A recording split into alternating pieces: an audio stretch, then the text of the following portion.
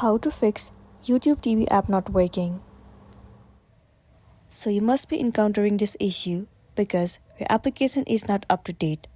In order to check it out, head over to your app store. In the source bar, search for the application YouTube TV. Simply move into this app. Right now, you can see the option of open, but if the option of update is available, then tap on update and update your application to the latest version. Once your application is up to date, the next thing you want to do is head over to the settings of a device and then move into General. Inside General, head over to iPhone storage. In this page, search for the application YouTube TV. Once you find it, move into it. Now what you want to do is tap on Offload app. Once again click on Offload app. It will clear the cache of the application. Also remove unwanted bugs and make your application run smoothly. Even after this, if you're still encountering the issue, then what you want to do is uninstall the app and then reinstall it.